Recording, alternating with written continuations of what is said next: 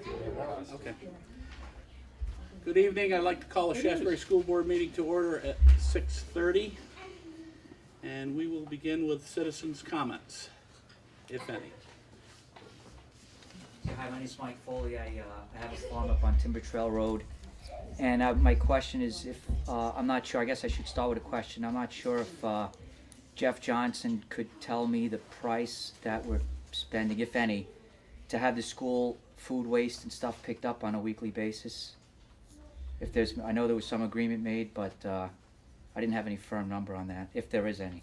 Okay. Jeff had brought it to my attention. This is on the food waste Compost. or something? Compost. Okay. Yeah, he did talk with me, and I believe the price is $10, I believe. And there was something, a legality or something with that. I can't remember exactly what it was. It's part of it is they're insured provider. Okay. We're saving $5 a week on bags alone, so we're really paying $5 a week. Only school weeks. We're paying Okay. that, yeah, Okay. which comes up to be about $200 a year. Okay. All right. Is that the figure you're looking for? No, I didn't get an exact amount before. Okay. But for the last 2 years, in fact, this board thanked myself and my wife about a year and a half ago for doing it. Megan Donkers helped the first year.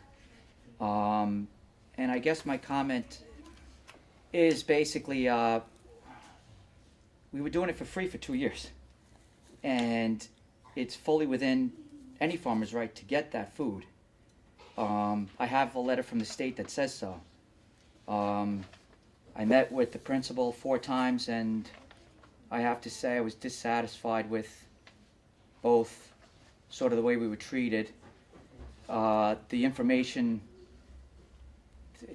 There was a lot of confusion about stuff. There was, I forgot you wanted that, I didn't know you wanted that, no, I didn't read the letter, yes, I read half the letter. And we just felt with the time now when we're really supposed to be doing more with less, it's just another line item on any budget. And I don't know what you're spending on bags. I wouldn't want to spend much on bags either. But I know for the last 2 years, my problem, the only reason I approached the principal this year and didn't want to bother Mr. Harwood last year because he was leaving anyway, was that Abbey Group for literally the last 2 years refused to give us anything from that side of the cinder block wall, where on this side of the cinder block wall we're trying to convince kids how important it is to not waste things. And that was where I originally went to Jeff this summer to say, hey, can we please get this food from the cafeteria staff for breakfast and lunch, which we were refused to literally for 2 years. We were doing it for free. My wife volunteers at the school a bit. Megan Donkers was helping the first year, and the second year, Robin Perry, our neighbor, was also helping. 2 days a week, we did 3 days a week. We felt like this was something we did for free as a service to the school. And I personally don't feel we should be spending anything. I'm going to finish. Go ahead. Yeah. I want to be able to say, to convince people to get more involved, not we found something better. And what I got was, well, I can tell you're frustrated. Literally, these are the 2 quotes I got. I can tell you're frustrated, and I like the educational component TAM offers. Well, we had class trips, after school programs. We donate the same compost that comes from the school, goes back to the school garden. We donated garlic the last 2 years for the school garden. We're part of the school.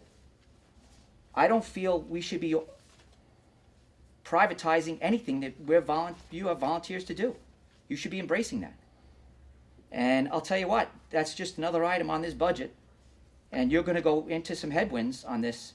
I already know that. And not because of anything I'm talking about, but you always will. And I don't feel, as someone who's contributed a lot of time to the school and money, not just with my taxes, and then every week I got to come around and hear, oh, we got another bake sale. We got to raise money. I'm done. We're finished inviting the school up where we don't feel we're appreciated. And I didn't get a conversation. Excuse me, can I get a word with you, Jeff? Do you mind you have a minute for me, Jeff? It wasn't, hey Mike, come on in, let's talk. Let's figure out how we can do this best. Why don't we try? Why don't we try to do that? And no, we didn't get that. Okay. Do you have a copy of that Sure. letter with you? I got 2 copies, and they're highlighted.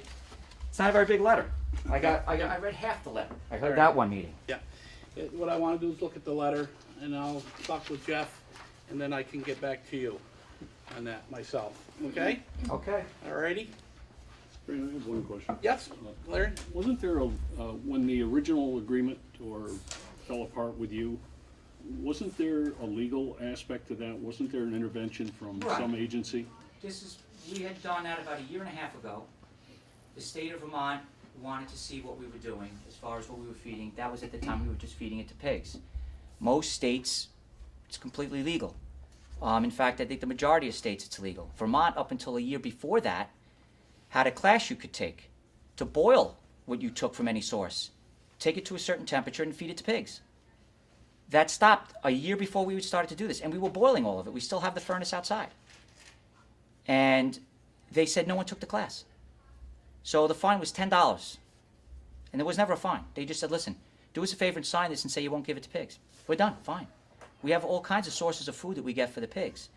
It's just that they want to make sure that they're not getting, in fact, literally, the information sheet they gave me was the last time there was an outbreak of this feared was in Haiti in 1982. Hog cholera. Haiti, 1982. So we're somewhat informed, right? And I don't want to be pushy, but I mean, we feel this was something we did. I see the kids in school. They get to say, hey, I liked your farm. Thanks. Hey, this food is coming from your school. Now it's coming back to your farm, back to your school, in your garden. And I was hoping eventually we could get some of the food from the garden into the school. Now we get, oh, it's okay, we're going to get a diesel truck to back on the school property, and we're going to pay someone to do it. We're done. We'll just pay somebody. And no one can afford to do that. Well, You got to do more with less. Mr. Foley, I will look at the letter. I'll sit down with Jeff, and I will personally get back to you. I hope you have better luck than I did. I sat down with him 4 times. Okay. All right, but I will do that. Thank you. Any other comments? Grant, Yes. I don't know whether there's a better place in the agenda to do this, but I did want to talk about the garage vote issue and how the school budget was brought into that conversation. Okay, yeah, I was there for that. Let's do it we'll do it down by my chair's report, okay? That'll be good, thanks. Okay, next on the item is treasurer's report. Everybody has looked at that. Any questions?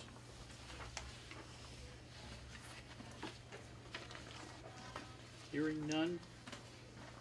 Need a motion to approve. So moved. And a second? Second. Okay, Dave. All right, all in favor? Aye. Unanimous, okay. Okay, next is the number 2 conversation of District 1. Again, I'll start off as saying that this is a chance to do good things for kids and help the taxpayers of Shaftsbury. Larry? Well, the conversation's gone on a little bit since our last meeting. We had a conversation with the Vermont School Board Association's attorney, basically to find out if the school was the right platform to work from. They thought it was. Then took the conversation to an attorney up in, this is on my own dime, this is just trying to establish a baseline, up to an attorney in Montpelier by the name of Paul Gillies, and asked him the same question, and Paul's assurance was this is an appropriate discussion for us to be having. We've talked to a couple of legislators in the area. There's a great deal of interest out there. We have some citizens that are interested in going in this direction. So, with the board's permission, I'll continue the conversation. We'll come back and periodically address it, and hopefully bring everyone more information that they'll find at least enlightening. Joyce? I guess you all know my is Joyce Gary, and I live in District 1. And just want to bring to the board that a lot of us are very happy and encouraged in District 1 that you're going to go through with this process to try to bring District 1 back into your fold. It probably was a good idea maybe back in the 1800s, but today it's a little different with the tax dollar. I think it's going to be beneficial to the town and to the children, because the children down there would be coming to a great school, which North Bennington as a public school was a good school, so they would be going from one good school to another good school. And I just wanted to bring out 3 points for you to ponder about us in District 1, that our tax dollar is going out of Shaftsbury to another town, into North Bennington, to an independent private school. So those tax dollars should stay in Shaftsbury. So I think it'd be beneficial in that way. What else was it gonna say? I guess that was it. Oh, the other thing was that, the other point I wanted to make is, the only thing we're gonna vote on down there is tuition. Our dollars are going to this independent school, which we do not have any say, and they don't have any accountability to our money. So we're only gonna vote on tuition. We're not gonna have anything to say about the school. So I think it's taxation without representation. So just those thoughts, trying to bring, so we're glad that you're going down this road, and hopefully it will, come to a good end. So thank you very much for, going through this process. It'll For be us somewhat of a long people process, down but there. we're gonna do it. Yeah, okay, thank you very much. Jen? Who has the final say at the end of this? Do we take it to the voters and they vote on that, or? Actually, Jen, the process as I understand it right now would be one of education for the community first, leading to an advisory vote in multiple communities that are involved, okay, to test the water from each community. And then it would go back to the legislature, where the proper way to do this is to change the charter that created it. So that's what we'd be asking the legislature to do, is take a look at the original charter that created, I'm gonna use the word supposedly created, this joint union, and undo that, releasing all parties from any obligations that may come with that. Okay, Okay? so it's not a yes or no vote, it's No, just it would having- not be a community-wide yes and no vote. It would be an advisory vote to say, the citizens of Shaftsbury support it, and the citizens at large, and the citizens in District 1 would support it. Each would have a voice and an opportunity to express that voice. And do the citizens in North Bennington have a voice? Oh, yes. So Oh, yeah. the legislature would get, Gets the full Full spectrum of folks that are anybody that's involved. Okay. Now, the surprising entry into that is Bennington also gets a voice in this whole process, because the original charter created a union with them as well. So as we got into it, it gets more and more, I won't say complicated, but certainly more interesting. yeah, Dave? When we talked about this last month, Larry, you mentioned the number of students who live in District 1 and attend North Bennington at the moment, the Yep. independent school there. Was that 40? Was it 50? 41. 41. And then, do we know how many students attend Mount Anthony who live in that district? We do. I can, I don't, off the top of my head, I don't know, I mean, I could, I could tell you. And then, does anybody know how many students currently are tuitioning out of the independent school there? Is that information that we have, that the SJSU They has? don't tuition out of the independent school. Tuitioning out of town, who are not going into the independent school.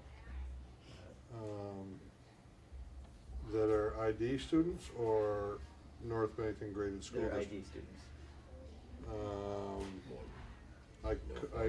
I could know that, I don't know off the top of my head. The Do you one know student for- we have here is an ID student. Right. Yeah, but there are others Going to other schools. that do not go to the village school. I just off the top of my head don't know where they reside.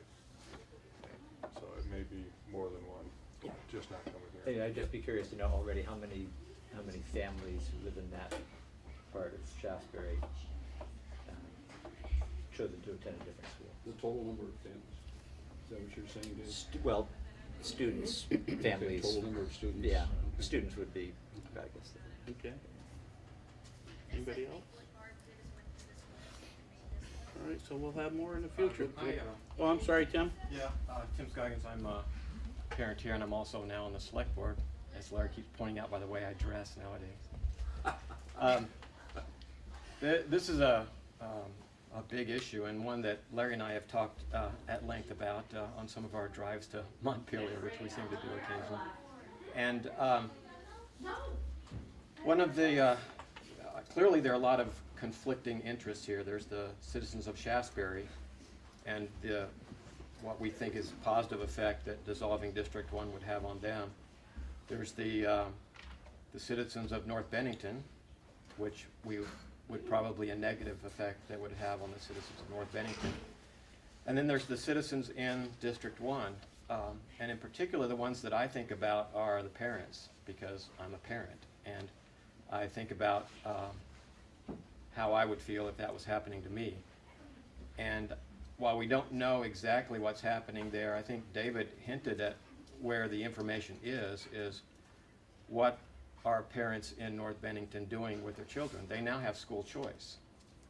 And if they chose to come to Shaftsbury, they could be doing that right now.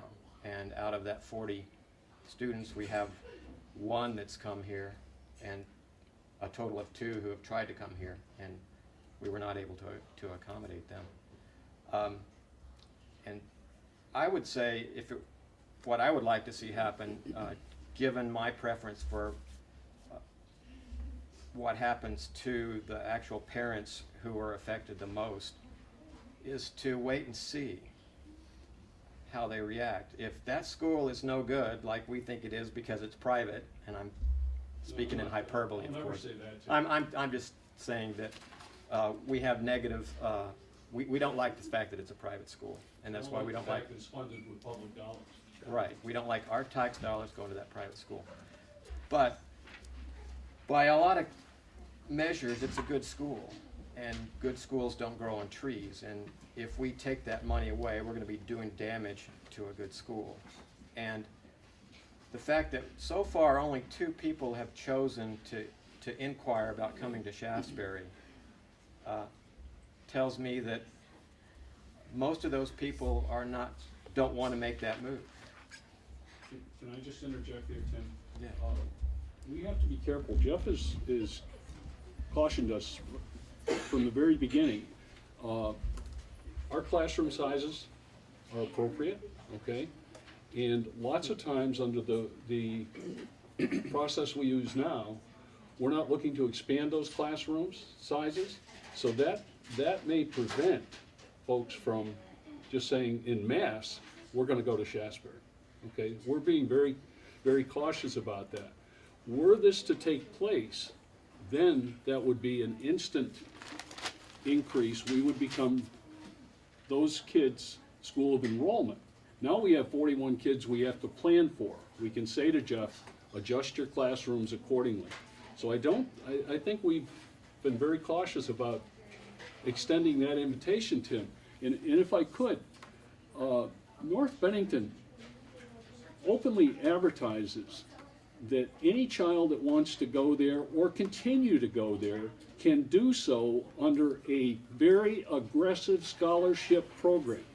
I take that to mean that even though parents in District 1, the monies would come to Shaftsbury, totally, that they will receive financial help to get their child into North Bennington or continue in North Bennington should they choose to. But why put them in that place to begin with? I'm sorry, Meg. Why put them in that place to be a part of an aggressive scholarship situation if we were to Because take those our kids? obligation is to the children of Shaftsbury, okay? And we think we can do the best job for those kids in this school.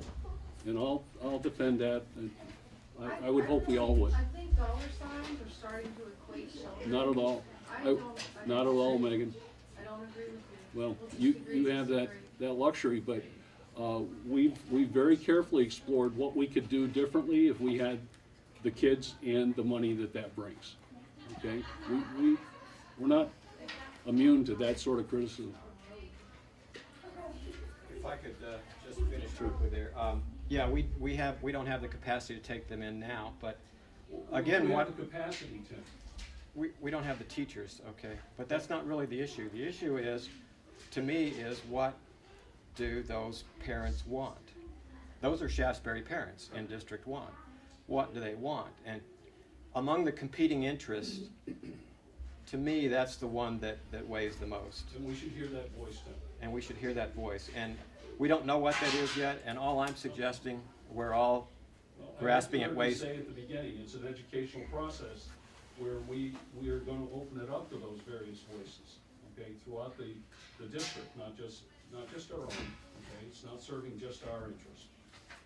We want this to be the right thing, primarily for Shaftsbury, but it has to be a good thing for most people. I agree, It's not and gonna there's be no just doubt, for everybody. there's no doubt that it would have a positive effect for a lot of people in Shaftsbury, and that's not to be dismissed either. My only point was that, given at this point when we're grasping for, what do the people in District 1 wants, I look at what I think are small numbers of people who are inquiring at this point to come to Shaftsbury, and I'm thinking they want to stay in North Bennington. And the reason I say that I would like to see this process drawn out is to see how that evolves over time. And if we see more people that want to come to Shaftsbury, who are tuitioning into Shaftsbury, then I think we have, goodness on our side that says that's what they want and it's good for everybody in Shaftsbury and let's go for it. Tim, I think we've got a great timeline on this. It's not gonna happen instantly. There's gonna be comfortable times for folks to vent their needs and to make their desires known. The best that this could possibly happen is probably in the legislative session of 2015. Okay, it would not happen next year. Hang on a second, Joyce, go ahead. Well, I'd like to say at this point that we did have a wonderful public school. Great teachers, and I'm sure that there's still the staff is there now. It was a good school, a good public school. There was a group of people that wanted to change that. And in my opinion, there was a lot of misinformation that went out, and that's strictly my opinion, that a lot of people were misinformed, including a lot of parents. Did you go to the information meetings, Tim? I didn't happen to see you there. I read a lot about it in the Oh, paper, but no, I didn't okay, go to you the read a lot. meetings. Well, you had to be there. Well, anyway, they put us on this path, I feel. And it's sad to say about money, but there's a lot of people that are on a budget and on Social Security and like that in District 1. So, like I said, there's a group of people that put us on this path that didn't think it all the way through, and here we are. But we had a great public school, and now we don't. I have nothing against an independent school on your own dime. I myself, my kids went to a private school. I paid for it. I didn't ask Shaftsbury to pay for it. No one helped me. Yeah. I think I would have to agree with Tim's point of view. If a parent really wanted their child to go to Shaftsbury, they would be knocking on the door saying, you need to make room, you need to make room. And also, the other point I want to make is we're constantly trying to divide our elementary schools. We all come to the same place. And I think it's important to pursue what was done, 100 years ago and try to understand that district. But let's not end up fighting about it, because we're constantly being divided in this district, and we need to start pulling together. That's all I have to say. No, that's not the intent at all, but go ahead, Dave. I know, but it seems like it's another negative. It's another negative against North Bennington, and just, just let it go for a minute. I mean, find out what the history is, because it's interesting, but. Dave? I'll say that, the idea makes me a little bit uncomfortable, sort of echoing what you said, Tim. A couple other thoughts, though, involving the enrollment here in Shaftsbury, the two people who tried to enroll here. I would imagine that if you have a student who's gone through several years at North Bend, you might not want to pull them out partway through. You might be more likely to see people starting here, trying to start here at kindergarten, or newcomers to town. That's one thought. I also think, though, this is an issue that's not just about the parents of students who live in District 1, it's about everybody, all of the citizens and taxpayers of District 1. And I believe that the tax rate in District 1 is considerably higher than it is in Shaftsbury. Is that right, Mr. Pembroke? Considerably higher. Yeah. So, I mean, without anything else happening, as soon as District 1 became part of this school district, the taxes for people who live there would go down. As they would throughout the town. Not so sure about that, but they would certainly affect the people in District 1. Yep, Larry. Okay. To go to the controversy part of it, I just spent a couple of years going from basically 1828 up to the present, okay, through various minutes of town organizations, school boards, and I will tell you one thing with absolute certainty: the town of Shaftsbury will always fight about the dump. They will always fight about the school. They will always fight about Cole Hall. And they will always fight about the town garage. And I have the history to prove it. That's fair. So this, no matter how this turns out, it's not over, and it's just a point along the way where we'll take direction as to perhaps a different way to go. Larry, I'd love to hear you write an article for the paper on the history that you've uncovered. It would give us all some perspective while we're all gnashing our teeth about Don't hold your garages breath. and other things. I have trouble enough speaking, let alone writing. Are we all set on this issue? Okay, Frank? anybody, yes. Brett? I don't know if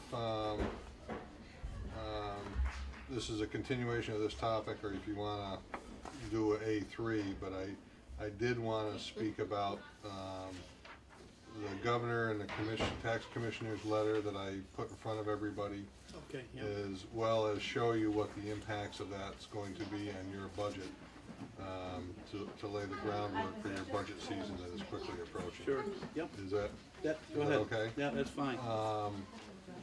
And I've got some extra letters that I'm referring to from the governor and the tax commissioner, if anybody wants them. It's been available for a couple weeks now. It's out there on the web, but if you need a copy, let me know. I've got more than what I just handed out. In the commissioner, in the governor's letter, it's short. It's similar to the same letter we've seen from the current governor and the previous governor, which is basically, please provide higher quality education at lesser cost, and that seems to be the theme that's been coming out of the governor's office for the last 5 or 6 years. The other thing in the commissioner's letter, she does a good job of spelling out all of the indicators or pressures that are economic issues that are in the formula that sets the tax rate for the education system in the state of Vermont. There's a couple of interesting points in there, and I've only read it a couple times. I will probably read it 3 or 4 more times. But there's a couple of things in there. One of them being the assumption that the education budgets across the state will, on average, go up 3.5%. The School Boards Association is actually saying it's gonna be more like 3.8%. My counterparts across the state, based on what they're saying, I'm guessing it's probably gonna be high threes, maybe even 4.5%. I know a couple of large municipalities that are looking at some significant increases, which will impact the state average quite a bit. The other thing, Where's that coming from? where's what coming from? Is that 3.5%? She claims that it's coming from conversations with the Agency of Education and other sources. I can't remember if she named the other sources or not, but it's largely from the Agency of Education, who is just forecasting, whatever their sources are, I'm not sure. The other thing, and I don't know, which is closer to reality, but she claims in her article that tax revenues are actually up, which is in contradiction to what I've heard from other state officials, some being our local legislators, who say that state coffers are actually down and they're very concerned about it. So if she's off there, that's going to have another impact. As a result, what's happening is, on the sheet I just passed around, I've got some more of those if somebody else. If you look on line 6, which is the state base ed spending per equalized pupil, you'll see that that's actually going down, and that's not a good thing, because the tax rate is based on how much you're spending above or below that line. So going down increases your taxes. And then there on line 8, they're talking about increasing the state base tax rate from 94 cents to 99 cents, which is a nickel. So as you can see there, by comparing fiscal year 14 to my forecasted 15, you can see that I've done nothing to change the budgetary status in Shaftsbury. I just basically level funded this year's expenses and this year's revenue into 15. I kept the equalized pupils the same, the CLA the same, which ironically is another influence that's out of Montpelier. It's based on your local, grand list, but it's a formula that is derived from the tax department in Montpelier. I've level funded that. I've level funded your pupils, as I said.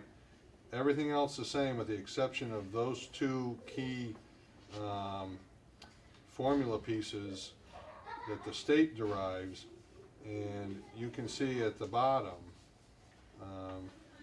you're looking at nearly a 7-cent increase before you do anything, before there's any salary increases, before there's any benefit increases, before anything else that takes place. As a result of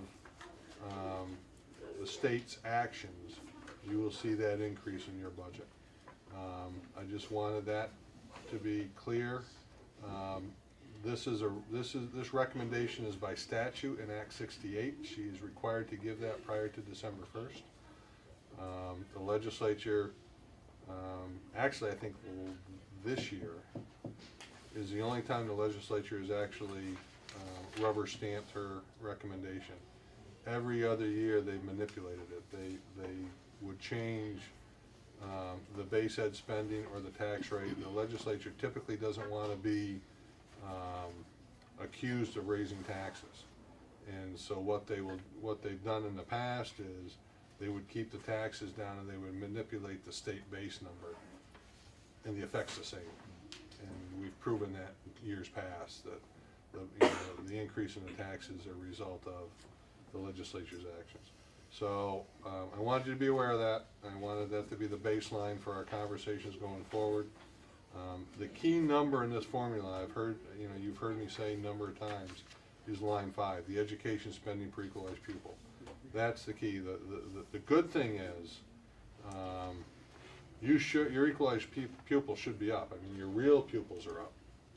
And I won't go into the formula to calculate what an equalized pupil is, but the real heads and seats are up.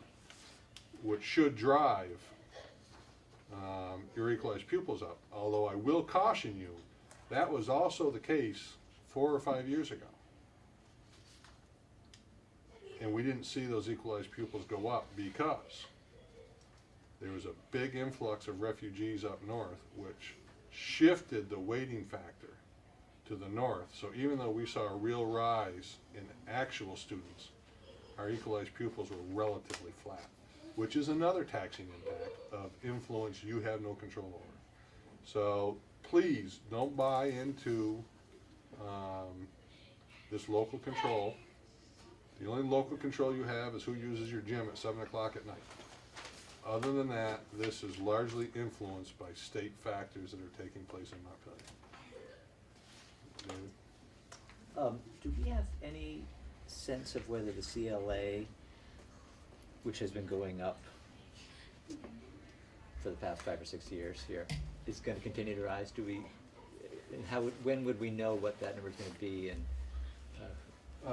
We typically know at the end of December. I don't know if, you know, what the listers, if they have a sense for what that may be.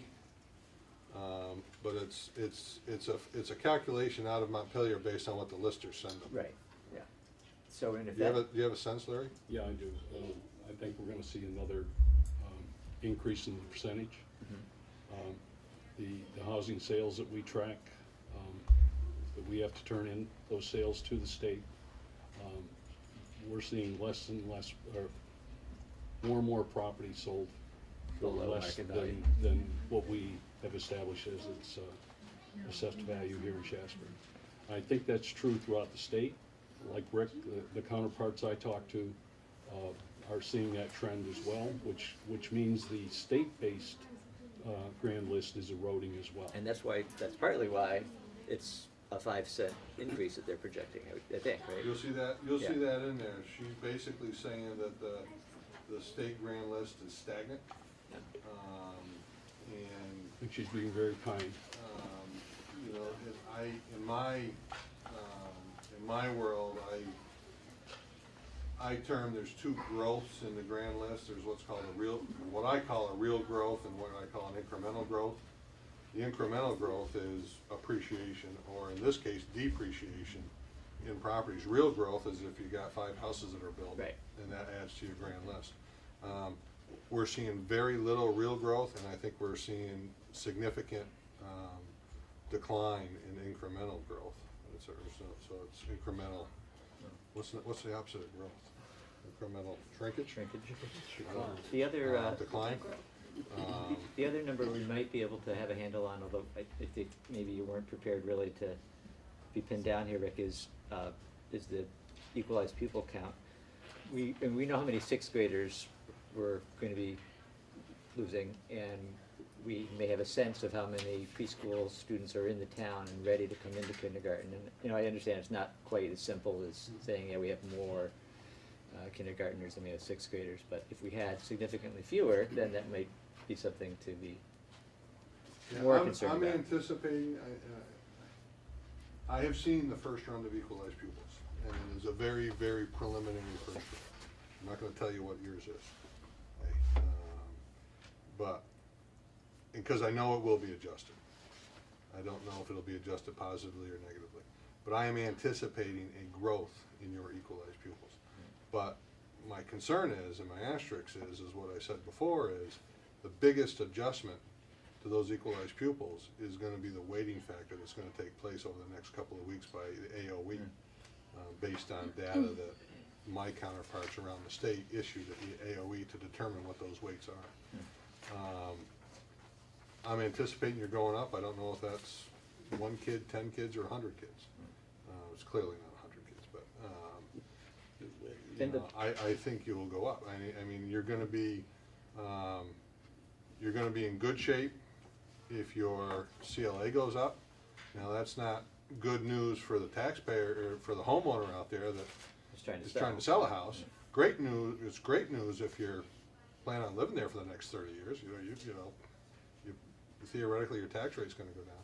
But that may help offset the state increases to a certain extent, but it's a significant impact.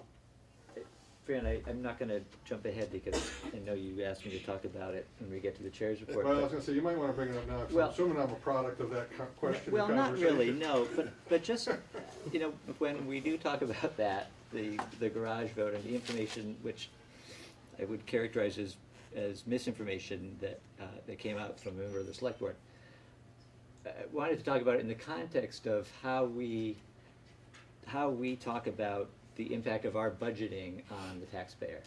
And so we're sitting here tonight with just a little bit of information, but the bottom line that we're looking at is an 8-cent increase or 7-cent increase or something close to that anyway in the tax rate.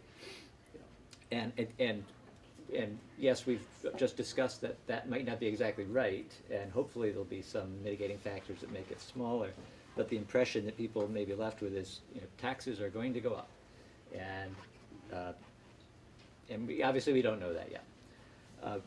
So I guess the point I'll make right now, and then we'll come back to this later, is that this adjusted homestead tax rate isn't a rate that applies to a lot of people who live in Shaftsbury.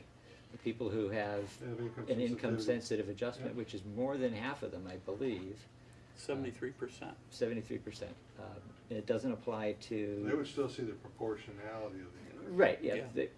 but the actual, you know, this actual number here, the $1.21 or the $1.14 from last year, isn't necessarily affecting those people that way. Anyway, Right, but from proportionality, if they paid 10% of the real tax bill last year and they have a similar income There's also- calculations, they'll feel 10% of this. right, but if the state doesn't change, and the state here is saying they're gonna change the base education amount, or they're not gonna change it very much, they're gonna change the state piece of the tax. Are they also saying, and did the tax commissioner suggest that they change that percentage that's used for income sensitivity? She actually refers to that as being a significant pressure Yeah, on this whole formula. yeah. So, I don't recall her recommending a change in there to it. That's not what's required of her by statute. I think she just refers to that as one of the factors that influence what the tax rate's gonna be. You know, just so it's perfectly clear about the, you know, the garage, is that what the garage, Shaftsbury garage or town garage? Or- yeah, You know, I was contacted by Mr. Harrington, and the question he asked me was, you know, what should I expect as an increase in the school budget? And I said, based on, and this was prior to the commissioner's letter coming out, it's just based on my knowledge of the formula and what the forecasting is. I was actually forecasting a 6-cent increase instead of a 5-cent increase. And I said, based on all of this information and knowing what the contractual obligations were for salary and benefits across the district, that I would forecast very reasonably, and I would still today, an 8 to 10 cent increase in the tax rate. I think, I mean, that's obviously prior to income sensitivity. You know, if you were to ask me that same question, I would still probably give you that same range today. We haven't built the Shaftsbury budget yet, as you know, but you've been around long enough to know that salary and benefits are gonna be a big piece of that increase, 75% of your budget. You know, it's, you know, the equalized pupils could save us a little bit there, but, and then you know, what came out in the paper wasn't accurate from what I told him, and from sources that I had that were in that meeting that night. I was told that he reported what I said fairly accurately, and it just didn't come across that way in the paper. I don't know that to be true, I wasn't in the room, but I had multiple sources tell me that that's what he said, that I had forecasted an 8 to 10 cent increase, and that's true. The, I guess the concern I had was that again, the impression was gonna be left that for the taxpayers who we're all concerned about, I mean, obviously, Mr. Harrington's concerned about the people who can least afford a tax increase. And we all, I'm sure, would say we're concerned about that too. But that when you ignore the income sensitivity part, which we all tend to do because it's complicated, and it's much easier just to look at that bottom line number that we're all familiar with. But I went back, and I'll, just so that we can wrap this subject up, I just went back and compared 2 years, some numbers from 2 years ago with this year's number, and I think I've got this right, Rick, but if you think it sounds wrong, feel free to correct me. The tax rate 2 years ago was $1.16, and this is the residential tax rate, $1.16 and change, and it's gone up 4 cents to $1.20 something this past year. During that time, the state tax rate went from 87 to 94 cents. So the actual local tax rate went down 3 cents, roughly, during that 2-year period. Now, education spending just for the Shaftsbury school, just for our school, increased from 2.2 million to 2.7 million, which was about 20%. During that time, the actual tax burden, residential tax burden on Shaftsbury taxpayers, again, I think I've got this right, went down from 2 million to 19 million, rounded, so about 6%. Residential taxes collected from Sheffield. 1.9 million, you said 19, I think. 2 to 1.9. Yeah, sorry.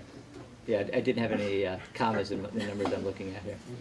I knew what you meant, I just Yeah. didn't want someone else to pick it up as Yeah. 19. Sorry, Larry picked up on it. Yeah, just gonna let me dangle though, so. So my point is, the tax rate can go up. Most of that data, by the way, is on here. Okay. Yeah, true. So the tax rate can go up, our education spending can go up, it has gone up, and yet the actual money that we're asking the people right here in Shaftsbury to pay, actual real dollars, has gone down due to the vagaries of the way education is funded in Vermont. Just something that I think we should keep in mind when we're budgeting, that the bottom line isn't really the tax rate, the bottom line is the dollars that we're asking people to pay.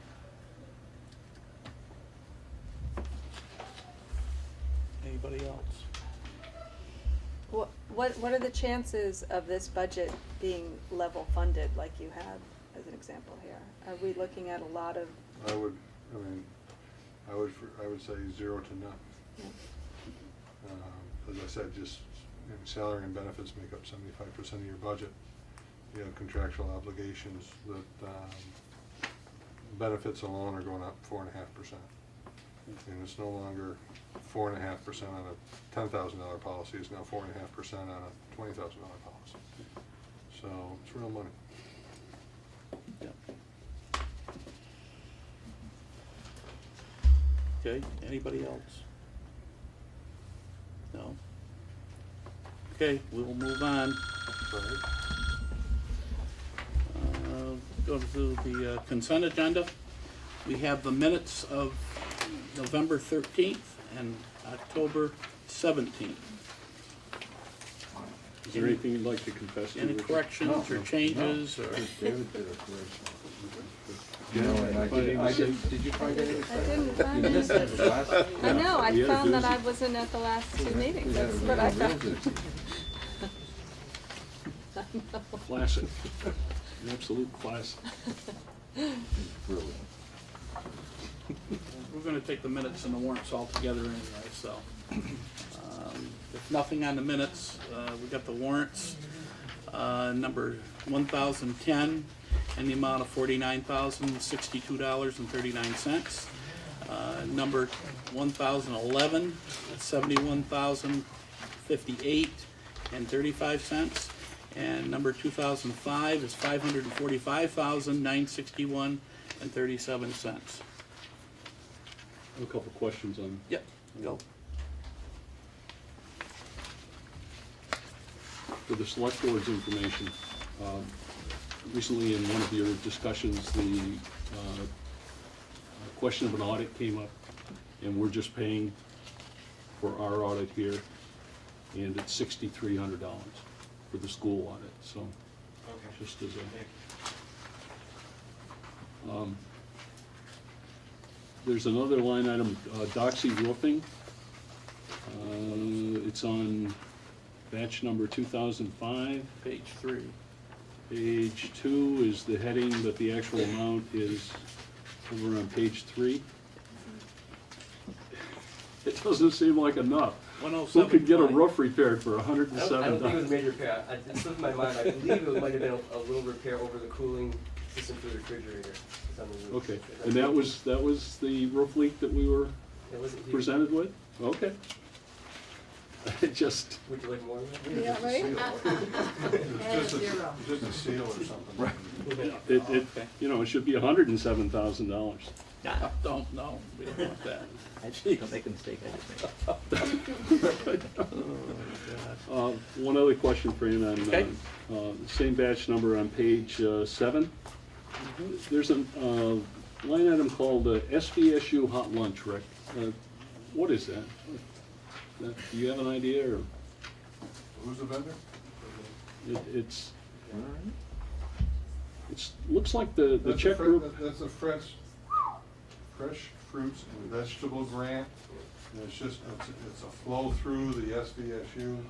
Okay. Okay. What that's referring to, the SVSU Hot Lunch, that's the fund within SVSU.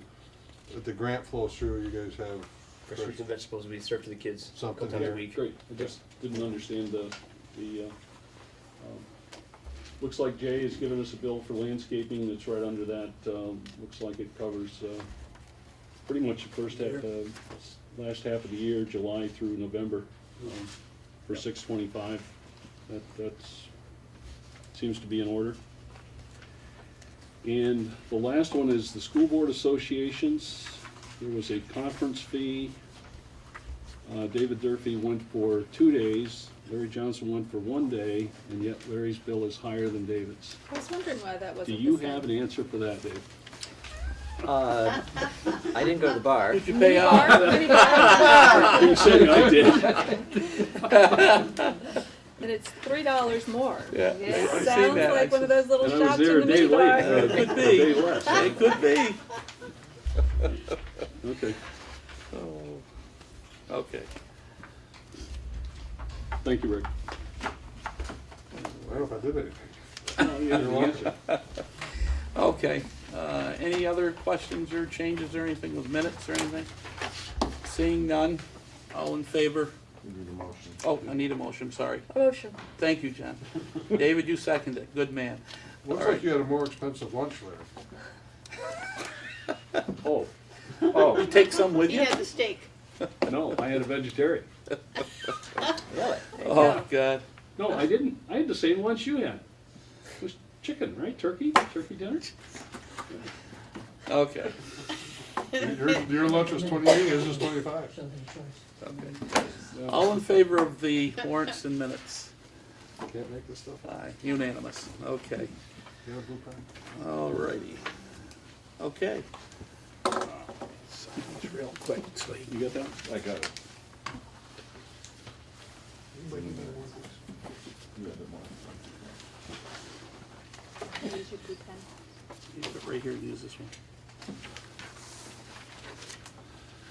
There you go.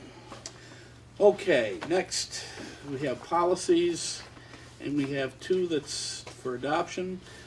First policy is number 4035. It's a conflict of interest in hiring policy. This is for adoption. Do I hear any? I have a motion first, So moved. and I need a second. Second. Jen, thanks.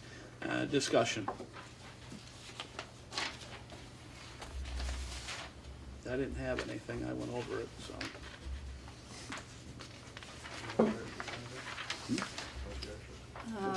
So we're adopting This is for adoption, yep, for both of them. yep. We're only on the first one, the 4,035.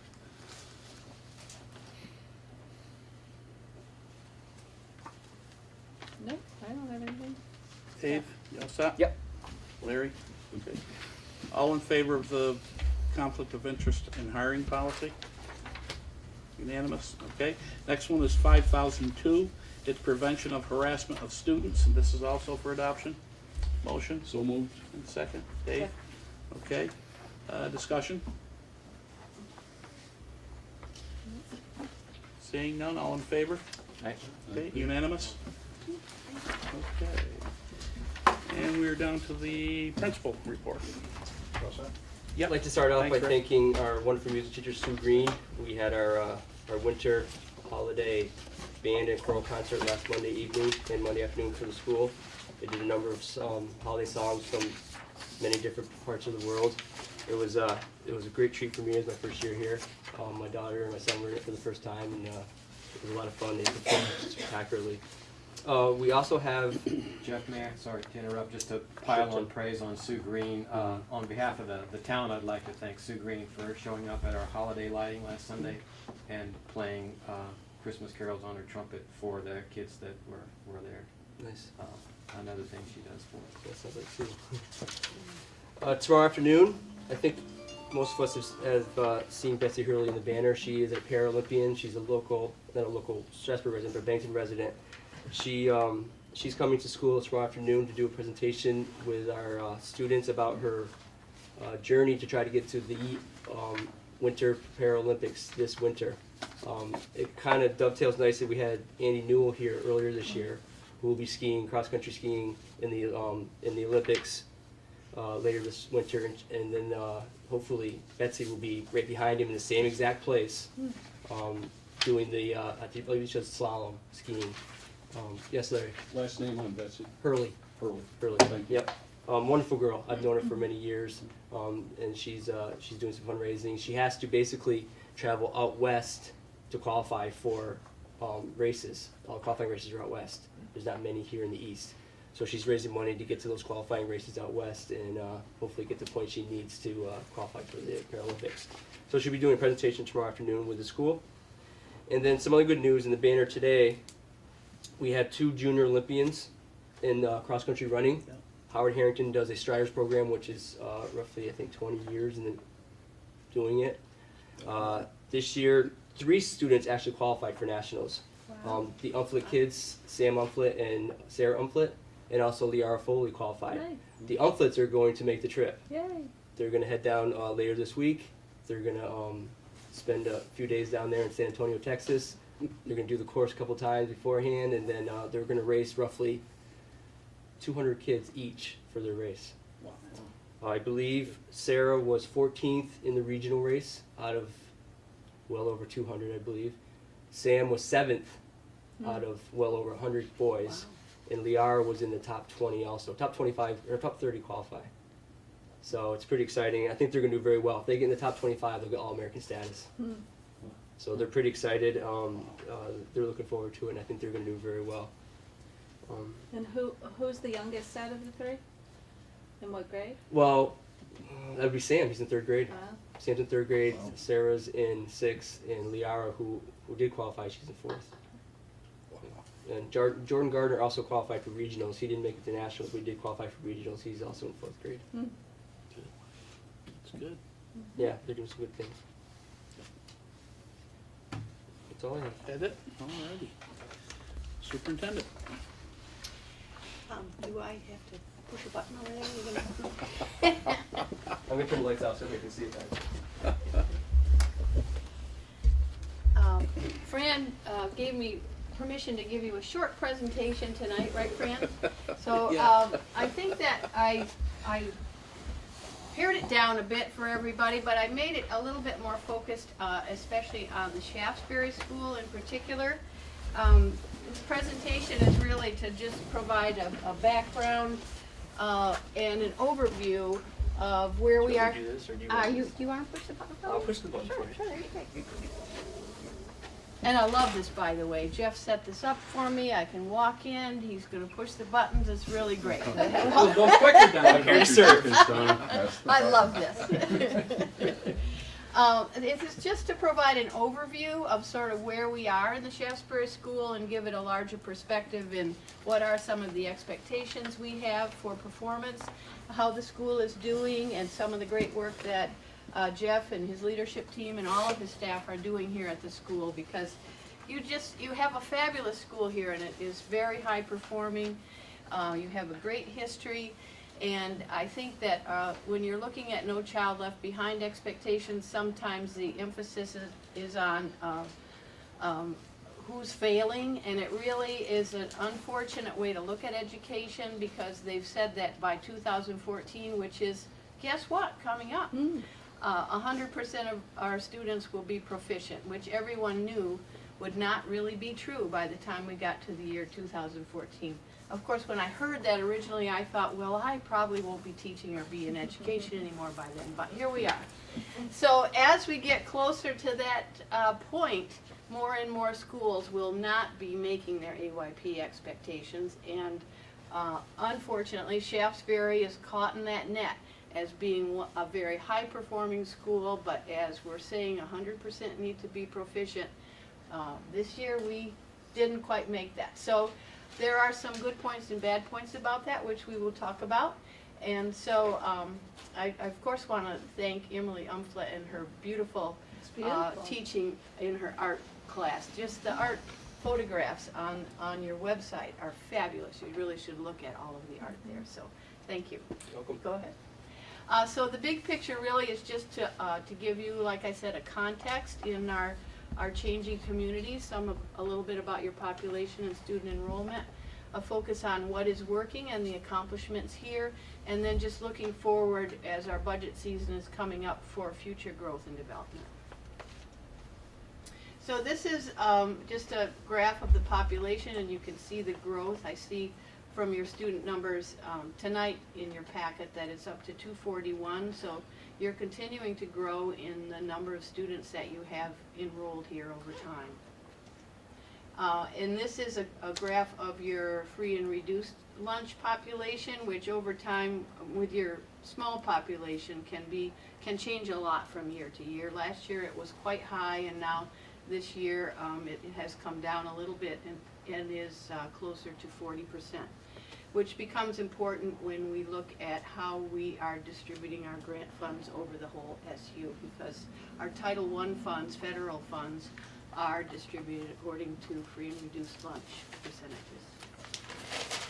And this is over the SVSU. Again, you can see this dramatic change over time in our population of free and reduced lunch, and the 60% doesn't even represent what it is in some of our schools, where it is well over 70%, near 80. So in our focus on learning, if we look at research in a population that's changing and showing greater needs, some of the strategies that work are positive behavior supports, where an environment is provided that gives very positive reinforcement for what students are doing to make them feel safe and secure. To strengthen communication and literacy skills, there's a strong emphasis on reading, but also including oral and written communication. Active learning experiences, which, as Jeff was telling us tonight, we have so many wonderful opportunities here in the arts and in in sciences and in our after-school activities. Just really great opportunities here. And smaller class sizes, which again you have really put emphasis on that here, which is admirable. So we do look at our incoming student population, our kindergarteners. You have given great consideration to our pre-K programs. And looking at the early childhood programs, we are also collecting a lot of assessment data on how effective they are using our TS Gold strategies, which evaluates social, emotional, physical, language, literacy, and math abilities in young students by teacher observations in the classroom, that are then uploaded, including photographs of student work or the accomplishments over time. So it's really been very telling in the data that we've been collecting on our youngest students.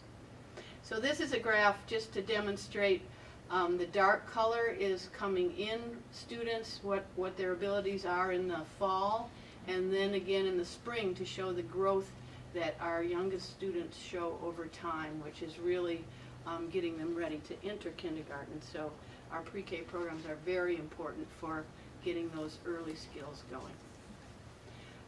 The SVSU, this is an overall average of our elementary NECAP results, which is our annual testing that is done through the Agency of Education.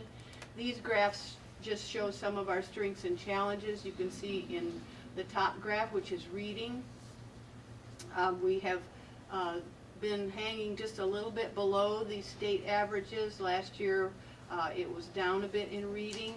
And in our math proficiency, again, we are just a bit below an overall average. That just shows a little bit more of a gap in our math proficiency than in our reading proficiency overall. In Shaftsbury in particular, these graphs, I tried to change the colors for you because they're a little hard to see, but I couldn't do it in this program. It was making me make it blue and green. So the darkest line, oh, thank you, see, isn't he good? Yes, follow the little arrow. Is the Shaftsbury results, and you can see that always the straightest line is going to be the state averages, and you can see the dark line in the reading. The numbers have usually been right around the state averages, or even a little bit above. And this past year they were a little bit above. In math, it has not been quite as successful or as consistent. And you can see that we're always hanging a little bit below the state averages. And last year we got back up toward the average, but it was really the year before when it was such a difficult year due to so many factors here in the community that it really went down, and that sent us into the needs improvement area for our accomplishments. But then coming back up, we just didn't quite make the mark to get ourselves back out of improvement. So this year we are in corrective active. That was also the year, I mean, 2011, it was the storm. Yes, and yes, the grades and all weren't- right at testing The time. scores weren't Right at calculated. testing time, yeah. Yeah. So this is the way the Agency of Education represents student data. I'm giving this to you because it does show all the different areas where we have assessments for the NECAP. On the far left, it is reading, grades 3 to 8, and these are Shaftsbury results, grades 3 to 8. And you can see the high level of proficiency in reading. Then the next one to the right is mathematics, grades 3 to 8. And again, you can see how it is, students are being successful. There's a high level of proficiency, but not quite as much as in reading. The next one is writing, grade 5, which again has good proficiency levels. And the last one to the right is science, grade 4.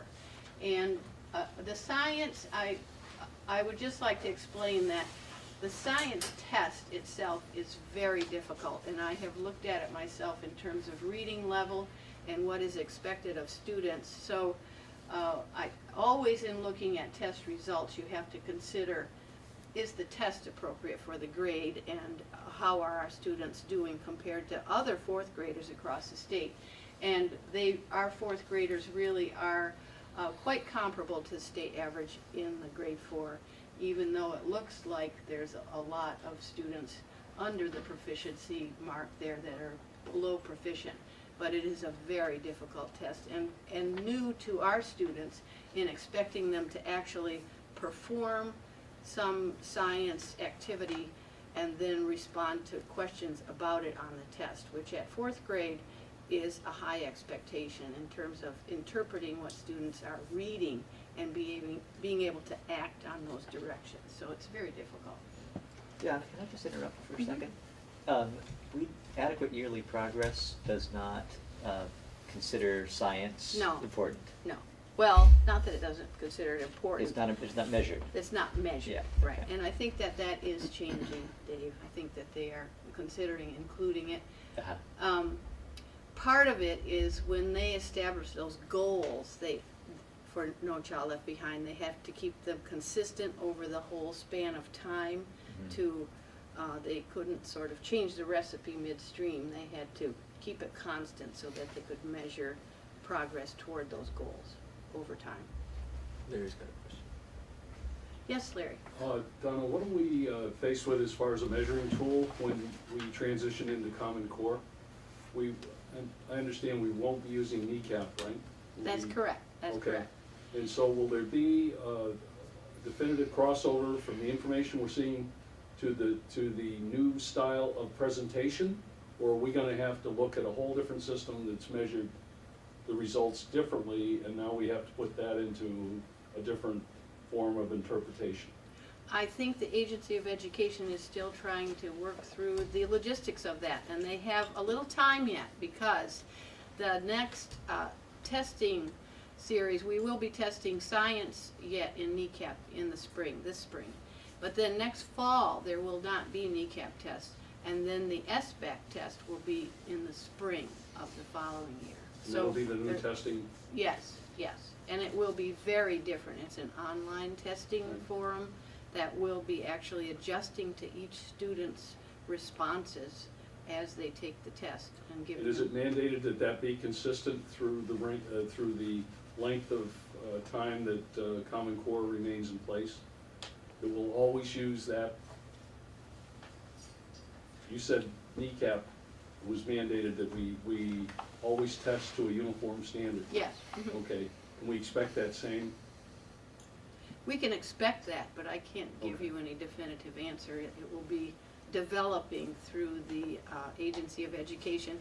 I think that the direction is more toward individual student growth. So we may see measures as they get more tools and measurement data about how to use it so that they can actually show how is each student performing and are they growing in their own development instead of like grade 4. So to improve our math instruction, some of the goals we look for are a consistent math curriculum, and the Common Core state standards are our state standards now, and what they are focusing on is progressions of development from early grades, kindergarten, all the way through grade 12, so that as each content area is presented, it is at their developmental level and in the knowledge of how that concept will develop over the whole span of time.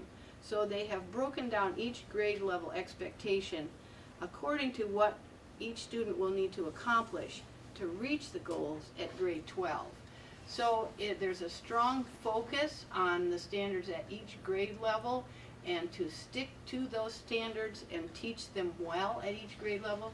There's a coherence to think across grade levels and look at the grade before and the grade after and make sure that we're following that progression.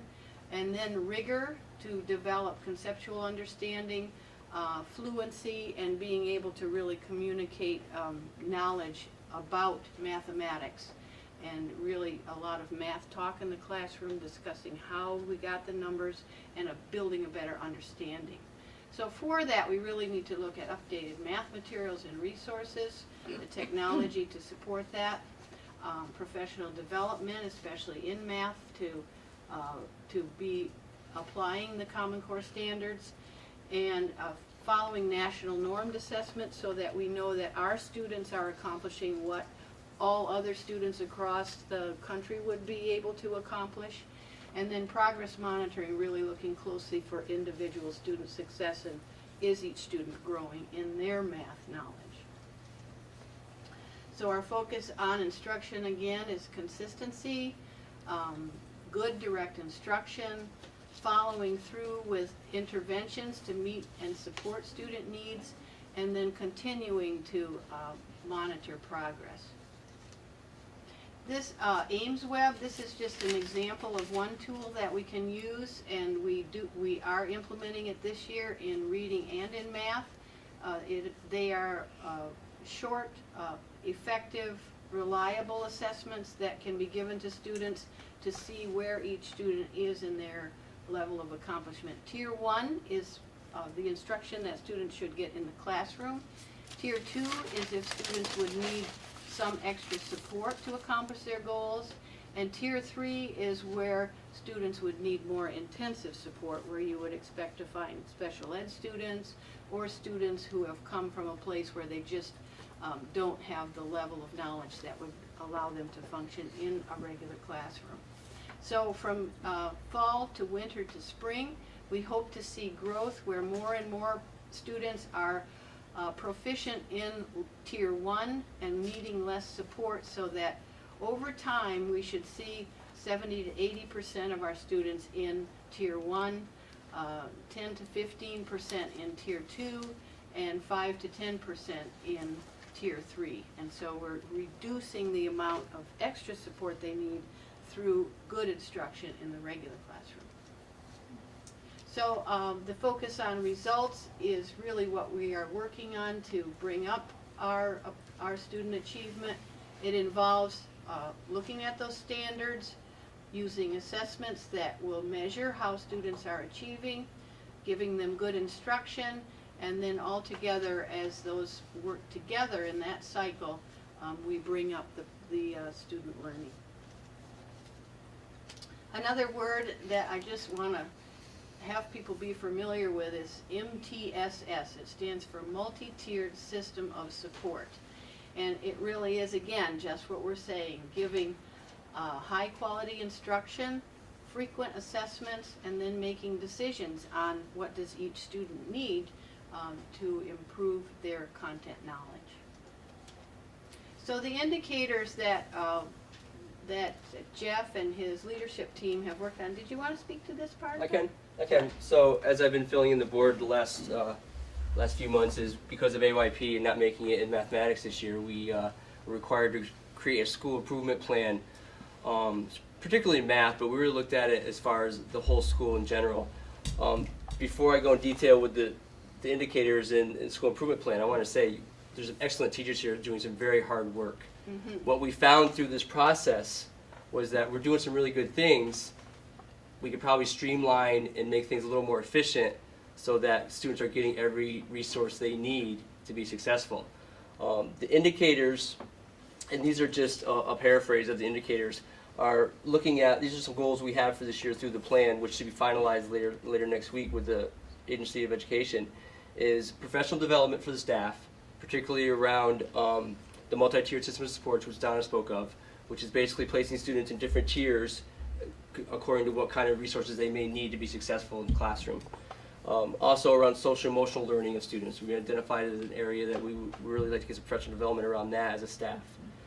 We created a data leadership team within the school that's going to do that one part that Donna talked about looking at the data. What does that data tell us about a student, students in general, students at a certain grade level?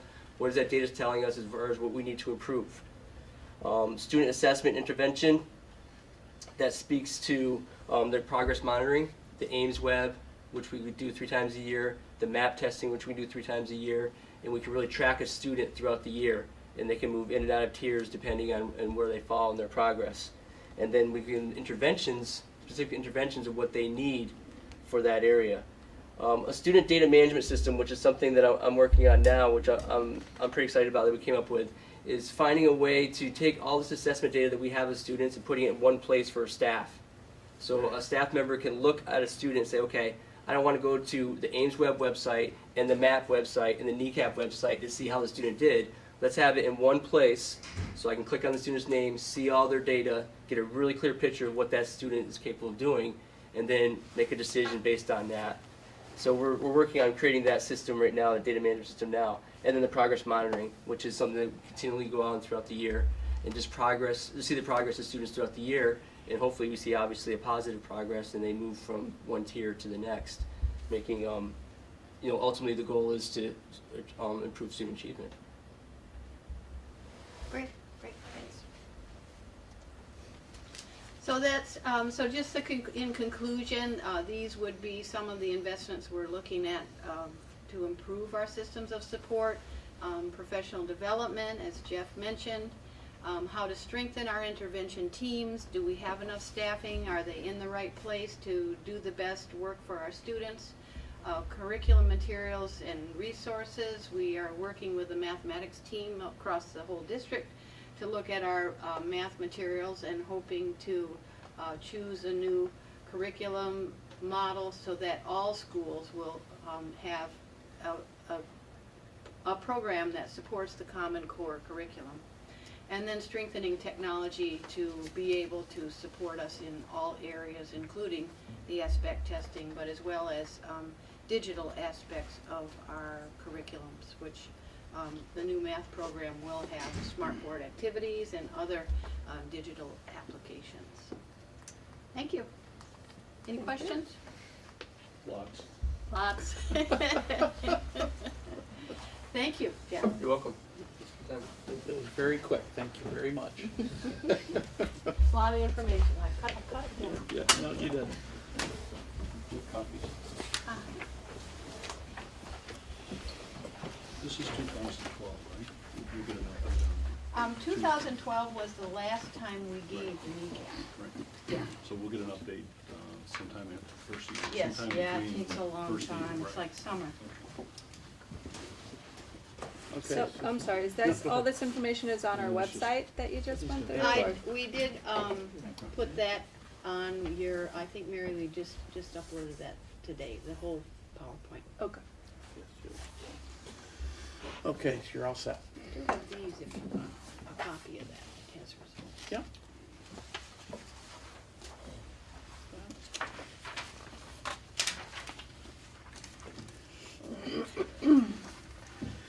The only thing I had under my thing here, board goals.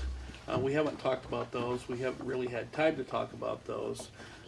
We may want to do that in the near future. Obviously, it'll be after Christmas. We're not going to do it beforehand. I know that Jeff probably has goals. We haven't really gone over them with you, and not that we have to, but I'd just like to know what they are, and we need to decide what we want to see. Yes. Well, we did that as a subcommittee, where we can casually get together and Yeah. have that we can. conversation. Sure. Should that be? Yeah. Maybe looking at, I haven't talked with Rick, I wanted to tonight, but we need to start our budgeting, obviously. And we usually do it, go line by line, and if anybody's got any questions in a certain area, that's the time to bring them up and go from there. But that'll be in the near future.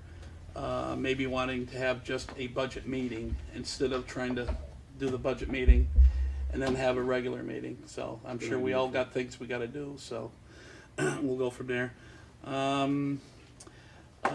We have, the board has met, their board negotiating team has met, and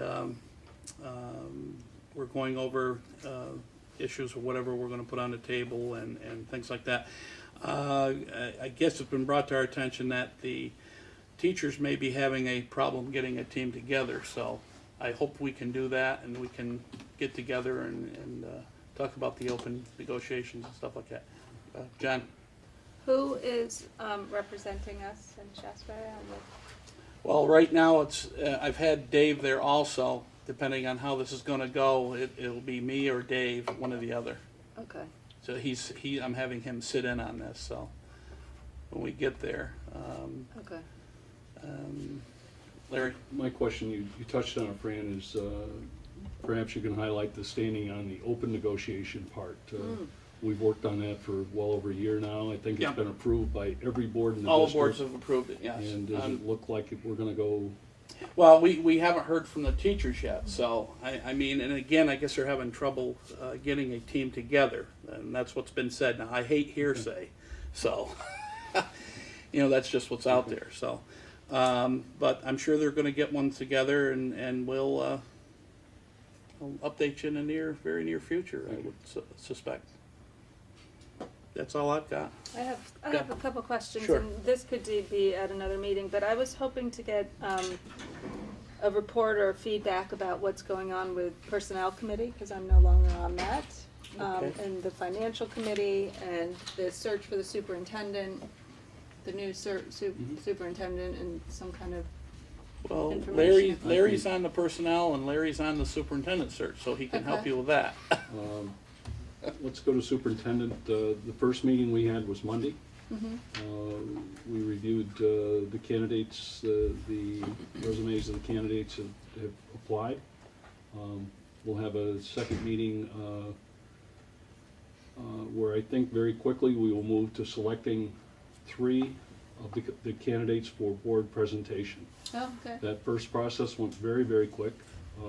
Donna, if I missed something that you think's appropriate, you were there as well. So that looks extremely good. We should be moving very quickly. Okay. And the Personnel Committee? Personnel Committee, we have put in place an HR director. Oh, She will start the first of the year. January 13th, although Okay. she's doing a few transition days Right. right now. Right. and I'm sorry, I should probably know what her name is, but what is her name? Joy Cox, Joy, C-O-X. C-O-X. And Donna, she came from Bennington College, Mike, in the capacity of working over there. Now, she may have been a student over there as well, but, so she's local, she's familiar with our situation, and looks like a good match. She has a lot of experience in working with high numbers of staff and in all areas of human resources. She does have certification in the area, and she's strongly committed to work with this community and to really be involved as a positive member of our community groups. Well done, And good I think job. she hit the deck running, didn't she? I mean, I think Yeah. I've seen her in attendance in a couple of our meetings already, and so She's coming tomorrow to should be a valuable assistant to, Because I think that is a key important position to have going in hiring a new superintendent, because Catherine McClure did an amazing job with what she was given as a support, and all the conflict that went on between the boards and the SU and the things that she had to do on a daily basis. I'm surprised that, I'm not surprised. that I she's think a- that's what the board responded to, was Good. exactly that. Was Catherine's impassioned plea that we needed to do that, and I think everybody set everything aside and said, because there was a lot of conversation about when it was appropriate to put that person in place. Should the new superintendent hire that person, or should it happen now? Right. And the board took I thought, a very positive direction, and said now is the time, because the need is there. She demonstrated that quite well. Good. So. And then the last question is the budget committee on the SU level. Is there a committee meeting already? Oh, there are a lot of those. There are. And so Tuesday. who is representing us on that? And we have one a week at least. We had one last night. We had the search committee Monday night. We had one last night. We're here tonight. And the superintendent's board has a webinar tomorrow night. So that's what we're doing. I mean, we're keeping busy. So. I wasn't questioning whether you were busy. I just wanted to be updated on what was going You'd on. be the only 'cause one that doesn't, You so. you two are speaking for this board, and I think it's really important that you communicate back to what's being said. And I'm sorry that I'm out of touch with it right now, but Well, I hope you ask, and I hope Yeah. we're giving you the answers that you feel Definitely adequate, keep you informed. because we do try to. Yeah. So, just to press you a little bit more on that then, Larry, Thank is where is the SU budget right now? So how close is that to being in a place where you'll be asked to vote on it, where we'll be looking at a number that we can plug in our budget? It depends on the politics that continue to surface within that discussion. The numbers are the numbers, okay? We came down to last night, was pretty much, I think Rick was asking for the feeling, what do you want me to do, okay? Right. You heard what his projections are. Do you want me to take it down? Do you want to stay where it is? What do you want me to present? And there has to be at least one more discussion on that, Dave. So anyway, it's not quite there, but It's not quite there, but it's it's pretty darn close. The plan is to have one more meeting to discuss it and hopefully bring it for a vote at the next SVSU meeting, which I is the believe is the 19th. yes, The 19th. 19th. On the same general subject of budgeting, just, I noticed that, Donna, in the agenda item for you, it said, the word budget is there, school improvement goals and budget impact. Had you intended to say something about Just, next year's just sort of budget? where our goals were in terms of meeting school improvement goals and where we would perceive our needs. And, I think that our short list was professional development and looking at possible staffing for support interventions and Materials and resources possibly? materials, but I think, we are considering those, math program that will meet the Common Core at the SU level, so that really wouldn't have a direct impact on your budget, hopefully. And, but I would also say that some of those things are, I was saying there are good and bad points about making AYP, is that with the supports that we are given from the federal government, we are entitled to use some of the Title I funds here for Shaftsbury, specifically for the purposes that will meet the school's goals in the line of professional development or offering specific professional development to meet, like, increased math performance, so I But think that's that's just- helpful. That's just for this year that we qualify for Title I. I mean, it's not gonna be something that, Well, you are entitled to extra because of your status, so we'll see what happens next year. It changes from year to year and is dependent on, the free and reduced lunch percentage. Okay. Larry? Go ahead, Tim. When are you due to finalize your budget? When are we supposed to? I believe we have to have it finalized by January 27th. So we don't have much time.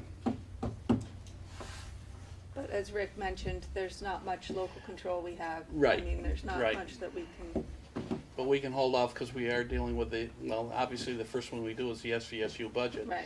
I mean, we're up like 10.5%. Now we're down to 6.5%, and people are saying to cut it a little bit more to say, well, what do we actually need, not what do we want? But that's where we are right now, and I don't know if there's really much more you can cut. But you know, he's going to come back, and like I said, we're going to have one more meeting, and I believe it's 17th, the budget meeting Yes. for SVS, next and then Tuesday. 19th is the SVSU meeting. So we'll see what happens. Do you imagine that we might try and get together before our next regularly scheduled board meeting?